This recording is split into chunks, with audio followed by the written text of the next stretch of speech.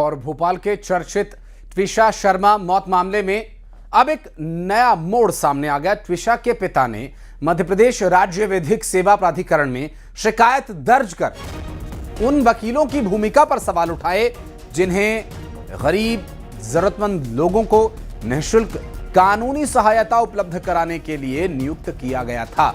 शिकायत में आरोप लगाया गया कि लीगल एड से जुड़े कुछ वकील आरोपी गिरिबाला सिंह और समर्थ सिंह के पक्ष में सक्रिय दिखाई दिए।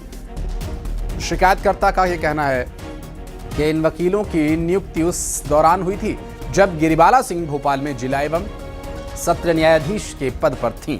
ट्विशा के पिता ने इस संबंध में कुछ तस्वीरों के साथ शिकायत सौंपते हुए लीगल एड से जुड़े वकीलों की भूमिका के निष्पक्ष जांच की मांग की। साथ ही आरोपी पक्ष के साथ कथित संबंधों, अग्रिम जमानत सुनवाई के दौरान की गई पैरवी, कॉल रिकॉर्ड्स, आपसी संपर्कों की स्वतंत्र जांच कराने की भी मांग उठाई है। इसके अलावा फोटो और वीडियो में दिखाई दे रहे अन्य व्यक्तियों की पहचान कर उनकी भूमिका स्पष्ट करने की भी मांग की गई है।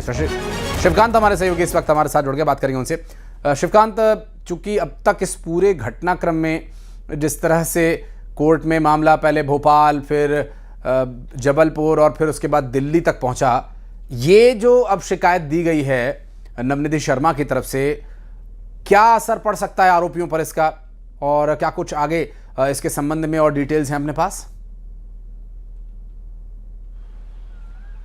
जी आशीष, बता दूं लगभग 1 महीना हो गया है इस पूरे केस को। लगातार पक्ष हो चाहे विपक्ष, दोनों अपने अपनी तरीके से अपनी बात को रख रहे हैं। और जब विवाद आगे बढ़ा था तो जो पीड़ित पक्ष था उन्होंने कहा था कि सीबीआई जांच होनी चाहिए। तो सीबीआई इस पूरे मामले की फिलहाल जांच कर रही है और गिरिबाला सिंह और समर्थ सिंह जो है 16 तारीख तक अभी जेल में है। लेकिन इसी के बीच में अब जो ट्विशा शर्मा है उसके पिता ने एक और शिकायत दर्ज करी है जो राज्य विधिक सेवा आयोग है उनको, कि जो भी लोग गिरिबाला सिंह की, जो भी वकील हैं जो गिरिबाला सिंह और समर्थ सिंह की पैरवी कर रहे हैं, वो आचार जो कोर्ट की आचार संहिता होती है उसके विरुद्ध जाकर काम कर रहे हैं। क्योंकि जो वकील है उनको नियुक्ति जो है गिरिबाला सिंह जब जिला जो कोर्ट थी उसमें जज थी उस समय नियुक्ति हुई थी, 2022 की बात है। उस समय जो लोग थे उनकी नियुक्ति की गई है और वही लोगों ने जो गिरिबाला सिंह के अग्रिम जमानत के समय मौजूद थे जिनको नियुक्त किया गया था। गरीब और जो निचले तबके के लोग होते हैं जिनके पास आर्थिक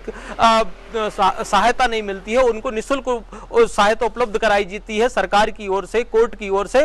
वो लोग गिरिबाला सिंह की पैरवी करने के लिए आगे आए हैं। और समर्थ जो ट्विशा शर्मा है उसके पिता ने कुछ फोटो भी जारी की हैं कि समर्थ सिंह की शादी में ये लोग शामिल थे, उन्होंने शादी में डांस किया था और पूरे वक्त मौजूद थे।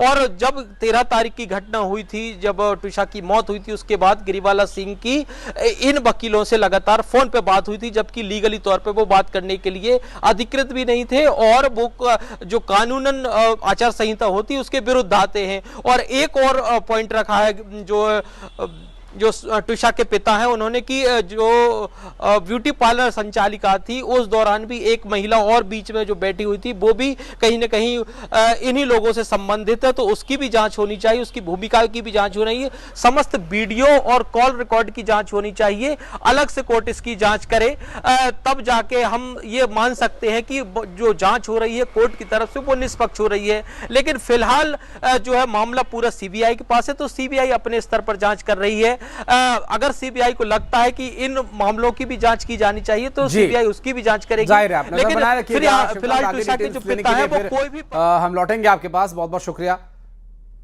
और बढ़ते हैं आगे। मुरैना से इंसानियत को शर्मसार कर देने वाला एक मामला सामने आया जहां पुरानी